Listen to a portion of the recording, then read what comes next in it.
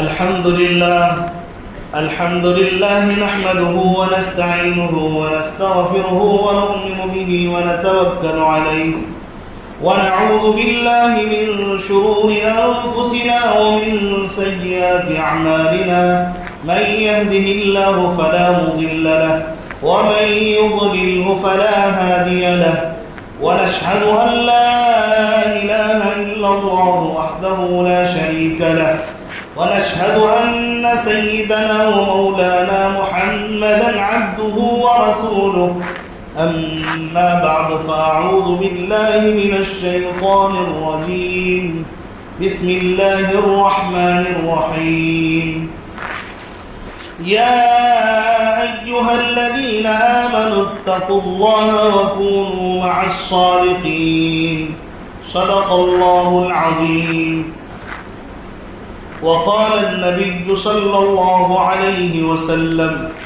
طلب العلم فريضة على كل مسلم أو كما قال عليه الصلاة والسلام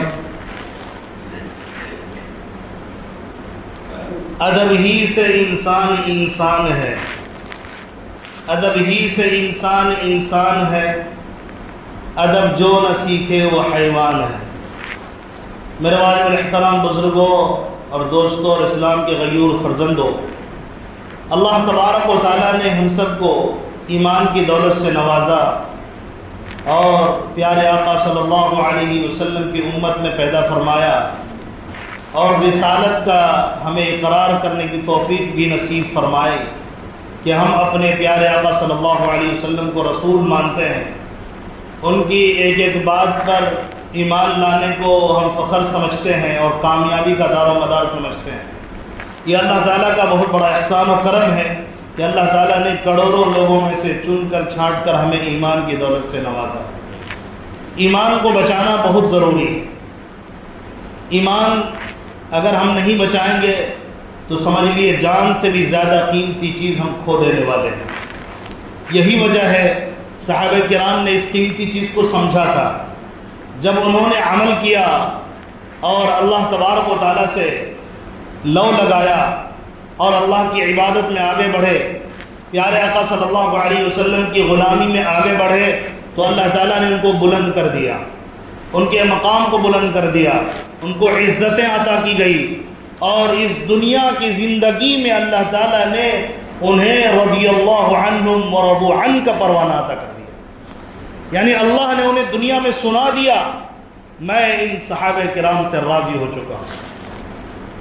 اسی طرح اللہ تعالیٰ نے صحابہ کرام کے بعد آنے والے لوگوں کے لیے اعلان فرمایا ان اللہ یحب المتقین، کہ اللہ تبارک و تعالیٰ متقیوں سے محبت کرتا ہے۔ تو تقوی اور طہارت ضروری ہے، اور یہ تقوی طہارت کیسے پیدا ہوگا؟ ہمارے دلوں کے اندر تقوی آ جائے، ہمارے اعمال میں تقوی پیدا ہو جائے، ہماری زندگی میں تقوی پیدا ہو جائے کہ ہم ہر آن صرف اور صرف اپنے رب سے ڈر کر زندگی گزارنے والے بن جائیں۔ جب تک ہم اپنے رب سے نہیں ڈریں گے، اللہ کی عظمت ہمارے دلوں میں نہیں ہوگی اور اللہ کی محبت، اللہ کی خشیت ہمارے دلوں میں نہیں پیدا ہوگی، ہم اللہ تبارک و تعالیٰ کی خاص محبت حاصل نہیں کر سکتے۔ اگر ہم چاہتے ہیں کہ اللہ ہم سے محبت کرے اور ہم کامیاب ہو جائیں، اللہ ہمیں گمراہیوں سے بچا لے، تو ہمارے لیے ضروری ہے کہ ہم قرآن مقدس کے علم کو حاصل کریں۔ پیارے آقا صلی اللہ علیہ وسلم نے جو باتیں سکھائی اس کو حاصل کر کے زندگی گزارنے کی کوشش کریں۔ زندگی کے ہر شعبے میں پیارے آقا صلی اللہ علیہ وسلم نے ہمیں دین سکھایا ہے۔ سب سے پہلے تو ہمیں ایک غلط فہمی دور کرنے کی ضرورت ہے۔ اللہ کرے کہ یہ غلط فہمی دور ہو جائے۔ یہ ہماری غلط فہمی جب تک دور نہیں ہوگی تب تک ہم قرآن کے علم کو اور حدیث کے علم کو حاصل کرنے کے لیے آگے نہیں بڑھ سکتے۔ غلط فہمی یہ لگی ہے ہم نے قرآن مقدس کے علم کو، احادیث کے علم کو بھی ایسے ہی سمجھ لیا ہے، بلکہ یوں کہیں کہ انگریزی علوم کو، عصری علوم کو، دنیاوی علوم کو ہم نے قرآن حدیث کے برابر کہہ دیا، اور ہم نے کہہ دیا کہ یہ بھی علم ہے۔ مجھے بتائیے، علم وہ ہوگا جس کو اللہ نے علم قرار دیا، جس کو نبی نے علم قرار دیا، یا علم وہ ہوگا جس کو ہم اور آپ علم کہتے ہیں؟ میں کہہ رہا ہوں قرآن پڑھ لیجئے، احادیث پڑھ لیجئے، صحابہ کرام کی زندگی پڑھ لیجئے، آپ کو کہیں بھی عصری علوم کو علم نہیں کہا گیا، نہیں ملے گا آپ کو۔ یہ علم نہیں ہے، یہ فن ہے۔ اس کا معنی یہ نہیں ہوتا کہ قرآن حدیث نے فن حاصل کرنے سے منع کیا۔ فن کو حاصل کرنا ہے، لیکن وہ بھی اس لیے حاصل کرنا ہے تاکہ ہم حلال طریقے سے کمانے والے بن جائیں۔ لیکن ہمیں یہ بات یاد رکھنی چاہیے کہ ہم اگر اسے علم کہتے ہیں تو یہ غلط ہے۔ ہاں، ہم اسے علم کہیں تو ساتھ میں یہ بھی تصور کر لیا کریں یہ علم فن ہے، دنیا کا علم ہے، گھر بنانے کا علم ہے، ڈاکٹری کا علم ہے کہ کسی کا علاج کر دیا جائے، سافٹ ویئر انجینئرنگ کا علم ہے، ہارڈ ویئر انجینئرنگ کا علم ہے، میکینیکل انجینئرنگ کا علم ہے۔ تو یہ علم فن ہے، یہ فن ہے جس کو ہم اپنے ہاتھوں سے کرتے ہیں اور اس میں اپنا دماغ استعمال کرتے ہیں۔ تو آپ کو حاصل کیا ہوتا ہے؟ کیا آپ کو اس سے طریقہ زندگی حاصل ہو جائے گی؟ نہیں۔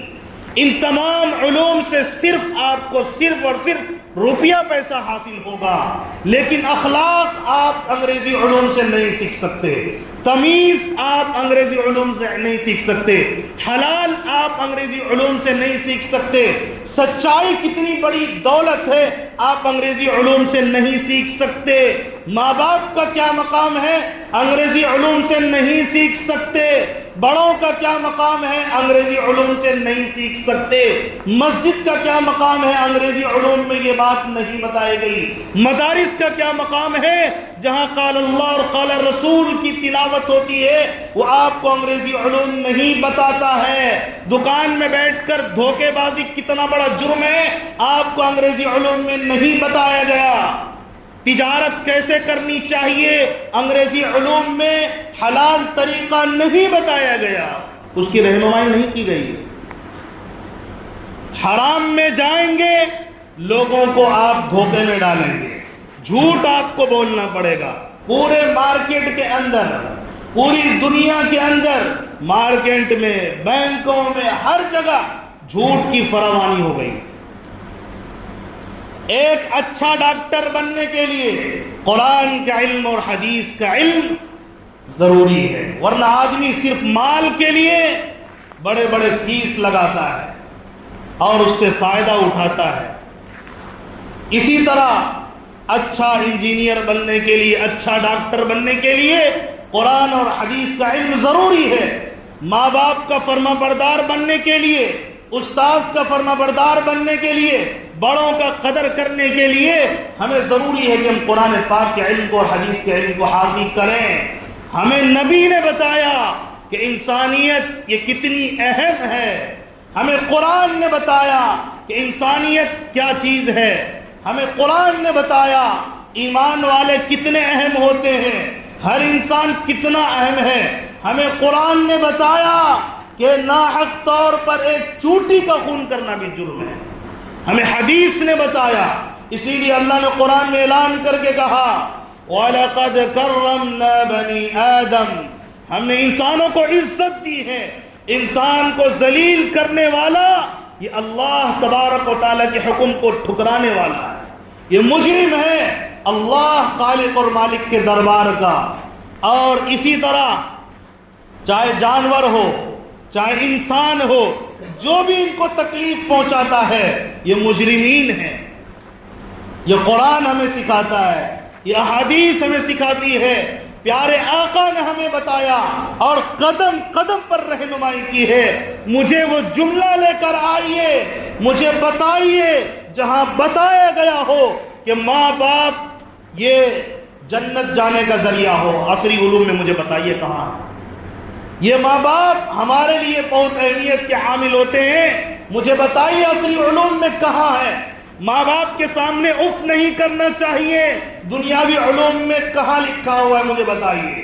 لائیے لاکھوں ہزاروں کتاب، میں دیکھوں جہاں لکھا ہو کہ باپ جنت کا دروازہ ہے اور ماں کے قدموں کے نیچے جنت ہے، مجھے بتائیے۔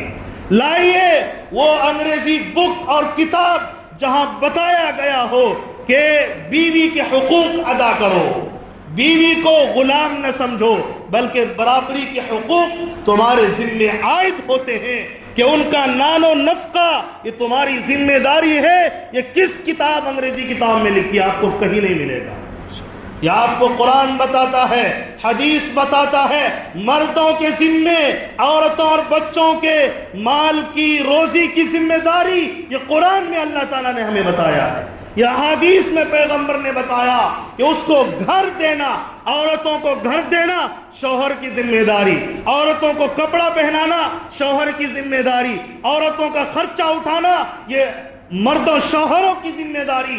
اسی لیے قرآن نے کہا الرجال قوامون علی النساء، قرآن نے کہا وعاشروہن بالمعروف، اے مردوں تمہارے لیے ضروری ہے کہ ان عورتوں کے حقوق کو ادا کرو، بھلے طریقے سے پیش آؤ، ان کو غلام یا نوکرانی مت سمجھو۔ یہ قرآن کا علم ہے، حدیث کا علم ہے۔ اگر ہمارے پاس قرآن کا علم نہ ہو، اگر کہیں گے کہ وہاں بھی گائیڈ کیا جاتا ہے کبھی کبھار، تو آپ کو کس نے سکھایا ہے؟ کہاں سے یہ تمیز آئی؟ آپ دیکھیں گے سب سے پہلے اگر کسی نے حقوق بتائے لوگوں کے، انسانوں کے، جانوروں کے حقوق تک بتائے، یہاں تک کہ کسی پیاسے کتے کو پانی پلا دینا بھی نیکی ہے، یہ کس نے بتایا ہے؟ پیارے آقا نے بتایا، رحمت للعالمین نے بتایا، جو عالمین کے لیے رحمت ہے۔ اسی لیے ہمارے لیے ضروری بن جاتا ہے کہ ہم اپنے آپ کو علم دین سے وابستہ کریں۔ جب جہالت کا دورہ تھا، کیا کوئی شخص پیارے آقا کے دور میں جو زندگی تھی، پیارے آقا صلی اللہ علیہ وسلم کے دنیا میں آنے سے پہلے تاریخ اٹھا کر پڑھی جائے اور اس کو سمجھا جائے، تاریخ کا کون منکر ہو سکتا ہے؟ اور وہ بھی تاریخ تو چھوڑیے جس کا اعلان قرآن کر دے، جاؤ 1400 سال پیچھے اور جا کر لوگوں کی زندگی دیکھو، اللہ کی قسم وہ سب سے بڑے مجرمین، سب سے بڑے ڈاکو، سب سے بڑے زانی، سب سے بڑے قاتل آپ کو نبی کے دور سے پہلے والے لوگ ملیں گے۔ کیوں؟ اس لیے کہ وہاں قرآن کا علم نہیں تھا۔ کیوں؟ اس لیے کہ وہاں اللہ کی کتاب کا علم نہیں تھا۔ کیوں؟ اس لیے کہ پیارے آقا کا علم ان کے پاس نہیں تھا۔ اس لیے ایک انسان دوسرے انسان کے خون کا پیاسا بن چکا تھا۔ اللہ تعالیٰ نے جب اعلان کیا کہ تمہیں اب کیا کرنا چاہیے، تو اللہ نے اپنا قانون نازل کیا، یہ علم دین ہے۔ قرآن کو جب صحابہ نے پڑھا، نبی کے قدموں میں اپنے آپ کو ڈال دیا۔ ایک صحابی نبی کے پاس آتے ہیں، رونے لگتے ہیں، خوب رونے لگتے ہیں، خوب رونے لگتے ہیں، آنسو جاری ہے، آنسو بند ہونے کا نام نہیں لیتا۔ پیارے آقا نے فرمایا، حضرت دحیہ کلبی کا واقعہ ہے، پیارے آقا نے ان سے کہا کہ کیوں رو رہے، بتاؤ تو صحیح۔ اے پیارے آقا، میں نے بڑا جرم کیا ہے، میں نے بڑا جرم کیا ہے، اس لیے میرے آنکھوں سے آنسو تھمتے نہیں۔ میں اگر کلمہ پڑھ لوں، اگر اللہ کو ماننے لگوں، اللہ کی وحدانیت کا اقرار کر لوں، آپ پر ایمان لے کر آ جاؤں، قرآن پڑھنے لگوں، قرآن کو ماننے لگوں، تو کیا میرے وہ جرم معاف ہوں گے؟ نبی نے کہا، اے دحیہ بتاؤ تو کیا جرم ہے؟ اٹھائیے احادیث کو پڑھیے۔ نبی پاک علیہ السلام کو انہوں نے روتے ہوئے حالت میں کہا، اے اللہ کے نبی، میں اتنا بڑا مجرم ہوں، میں نے اپنے ہاتھوں سے 70 بیٹیوں کو قتل کیا، اپنی بیٹیوں 70 بیٹیوں کو قتل کیا ہے۔ لوگوں کے ذہن میں سوال پیدا ہو سکتا ہے، ایک آدمی کو 70 بیٹی کہاں سے؟ یہ تو اب ایک شادی کا مسئلہ ہے، وہ کئی شادیاں کرتے تھے، وہاں پر کوئی نظام نہیں تھا، کئی شادیاں کرتے تھے، ان سے کئی بچے ہوتے تھے۔ تو ایک بات آ گئی بیچ میں، تو میں سوال پیدا ہو سکتا تھا 70 بیٹی کا، تو وہ کہتے ہیں میں نے اپنے ہاتھوں سے 70 بیٹیوں کو قتل کیا۔ کیوں بھائی، کیوں کر دیا؟ اس لیے کہ میرا کوئی داماد کہلائے مجھے پسند نہیں۔ لیجیے اب جہالت کی حد ہو گئی، پیارے آقا بھی رونے لگے، آسمان سے اللہ تبارک و تعالیٰ کے حکم سے یہ اعلان ہوتا ہے کہ دحیہ کو کہہ دو اگر ایک مرتبہ کلمہ لا الہ الا اللہ یہ پڑھے، ایمان میں آ جائے، اللہ تعالیٰ سب گناہ مٹا دے گا۔ چنانچہ حضرت دحیہ لا الہ الا اللہ محمد رسول اللہ پڑھ کر ایمان میں داخل ہو گئے، قرآن کے علوم کو حاصل کرنے لگے۔ اب یہ نبی کے غلام ہیں، اس کے بعد سے ایک بیٹی کا بھی انہوں نے قتل نہیں کیا۔ تو جو جان لینے والے تھے وہ دوسروں پر، دوسروں کے لیے جان دینے والے بن گئے۔ تو یہ کب پیدا ہوا؟ جب قرآن کے علوم کو حاصل کیا، احادیث کے علوم کو حاصل کیا، اور ہم اپنے ایمان کی حفاظت علم کے بغیر نہیں کر سکتے ہیں، علم حاصل کرنا پڑے گا۔ اب سوال یہ پیدا ہوتا ہے علم کو حاصل کرنے کے لیے کیا کرنا پڑے گا؟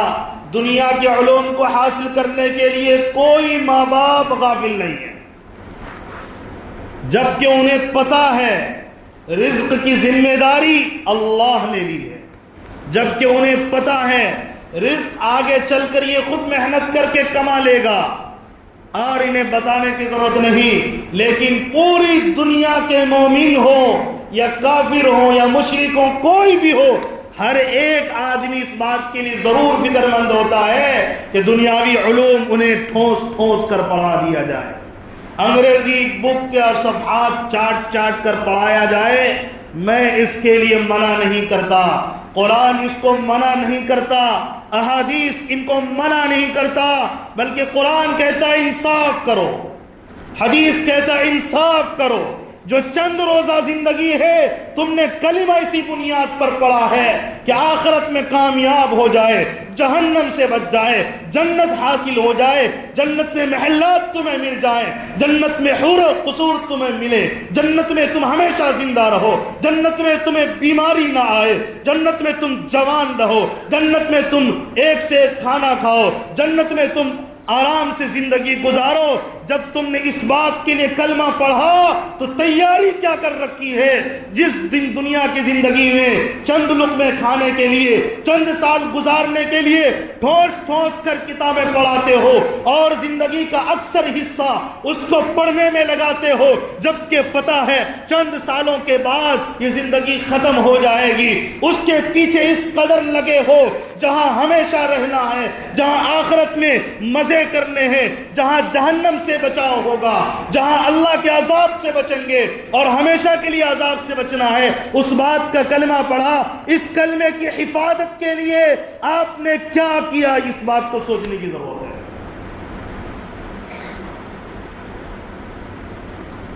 لوگ عام سمجھ رہے ہیں آخرت کی زندگی کو۔ حضرت عثمان غنی رضی اللہ تعالیٰ جب قبر پر جاتے تھے، یہ ذوالنورین ہیں، نبی کے لاڈلے داماد ہیں، دو بیٹیاں نبی کی ان کے نکاح میں، یہ جاتے ہیں قبر پر رونے لگتے ہیں، اتنا روتے کہ آنسو نکل کر داڑھی مبارک تر ہو جاتی۔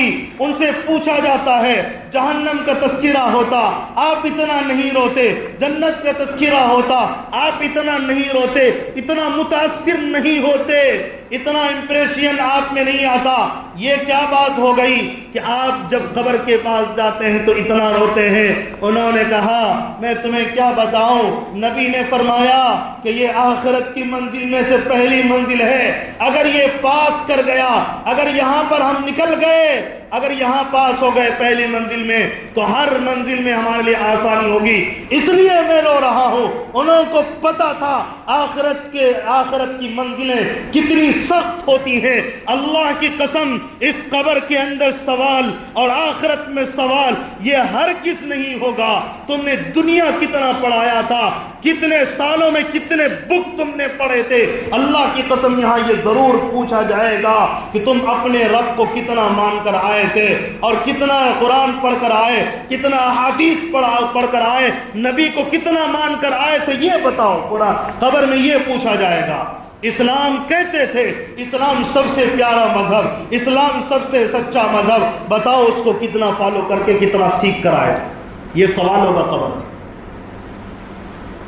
مجھے کوئی بتا دے کہ قبر میں یہ سوال ہوگا اے فور ایپل کا، کوئی کہہ دے کہ قبر میں سوال ہوگا کہ گھر کیسے بنانا چاہیے، اور کس کا علاج کیسے کرنی چاہیے اور موبائل کیسے ٹھیک ہوگا، لیپ ٹاپ کیسے ٹھیک ہوگا، کوئی مجھے بتائے گا؟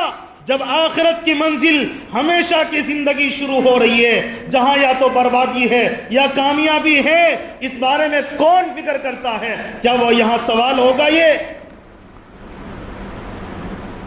اسی لیے انصاف کریں، انصاف یہ ہے جتنا آپ نے اس کا علوم پڑھایا اتنا آپ قرآن کا بھی علم دو، حدیث کا بھی علم دو۔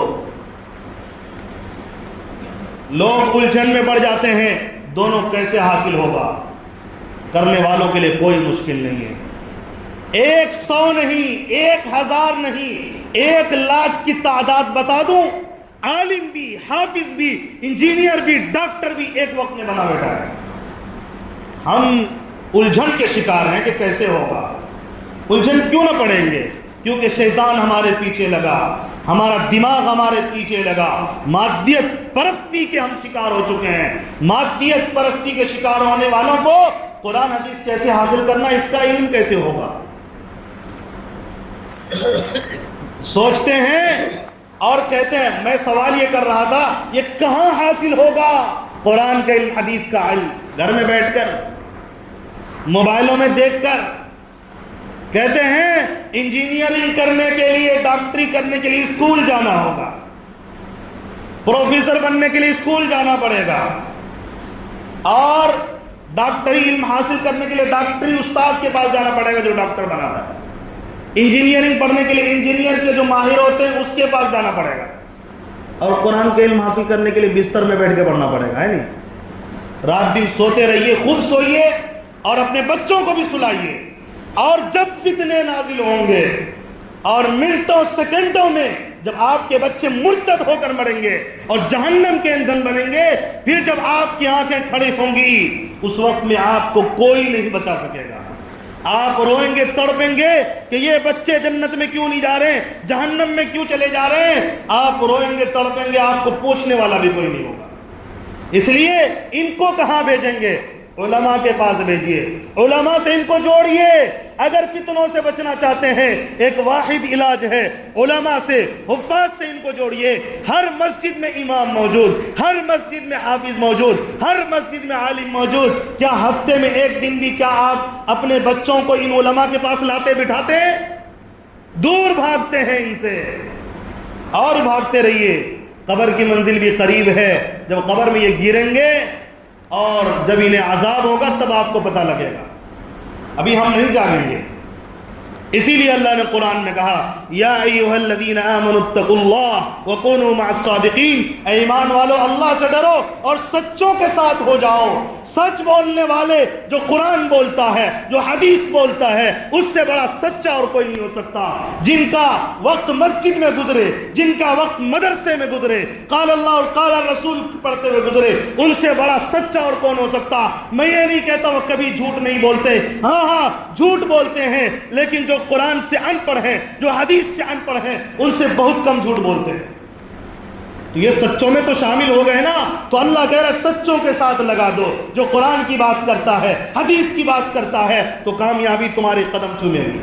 اس لیے جو فتنہ شکیلیت ہو یا فتنہ گوہر شاہی ہو یا اور کوئی فتنہ لے لو، اگر اس سے بچنا چاہتے ہو اپنے بچوں کو مکتبوں میں ڈالو، مدرسوں میں ڈالو۔ میں یہ نہیں کہتا آپ اسکول نہ بھیجو، اسکول ضرور بھیجو، لیکن دینی تعلیم کا انتظام بھی کر لو، بس یہ کہنا ہمارا۔ اللہ تبارک و تعالی ہمیں بات اچھی طرح سمجھنے کی توفیق عطا فرمائے۔ نبی نے فرمایا عالم بنو یا متعلم بنو یا علماء سے محبت کرنے والے بنو، رات دن ان کو لیپ ٹاپ کے سامنے بٹھاؤ، رات دن ان کو قرآن حدیث کے بجائے ان کو موبائل کے سامنے بٹھاؤ، رات دن سوئے تب بھی، اٹھے تب بھی 12 2 بجے تک آپ کے بچے یہ انگریز کی فلمیں دیکھیں گے، اور ایک وقت بھی آپ عالم کا چہرہ مت دکھاؤ، یہ کل کے دن مرتد ہوں گے یا اسلام پر مریں گے، اس کی کون گارنٹی لیتا بھائی؟ روز ارادہ کرو کم سے کم مصافحہ کرنے کے لیے عالم کے پاس جائے۔ ہو سکتا ہے آپ کے بچوں کو نصیحت کر دے کہ ماں باپ کی فرما برداری کرو، اچھائی پر چلو، یہ نیک اور صالح بنے گا تو اس میں آپ کا کیا مسئلہ ہے؟ اس میں کیا غلطی ہو جائے گی بتائیے؟ تو علماء کے پاس ان کو لے جائیں گے انشاءاللہ، 1 گھنٹہ یا آدھا گھنٹہ روزانہ اپنے نوجوان بچے ہوں. نوجوانی کے بعد پڑھائی کا عمر ختم نہیں ہوتا. علم جو ہے جب انسان پیدا ہوتا ہے تب سے لے کر موت تک علم حاصل کرنا ہے. تو جب بڑے ہو جائیں تو بھی بھیجو, جاؤ ان سے کم 10 منٹ بات کر کے آؤ, علماء سے جاؤ امام صاحب کے پاس بیٹھ کر آؤ. جب وہ آئے ان کو کہو کیوں آئے, میں آپ سے کچھ سیکھنے کے لیے آیا, مجھے کچھ سکھا دیجئے. یہ مزاج بنائیں. اب جنہوں نے سنا ہے ان کی ذمہ داری ہے کہ وہ اس بات کو آگے پہنچائیں اور وہ عمل کرنے والے بنے. انشاءاللہ اس پر عمل کریں گے نا. اپنے بچوں, اپنے آپ کو بھی جوڑیے, علماء سے جوڑیے تاکہ ایمان کی حفاظت ہو سکے. جو دنیا کی پوری دولت ایک طرف اور کلمہ لا الہ الا اللہ کی حفاظت ایک طرف, اس کو سمجھیں اور اس کو بچانے کی فکر کریں. اللہ تعالی ہم تمام کو عمل کی توفیق عطا فرمائے, قرآن پڑھنے اور اس پر عمل کی توفیق عطا فرمائے. کچھ دعائیں صحت کی اپیل ہے. ڈاکٹر اعجاز صاحب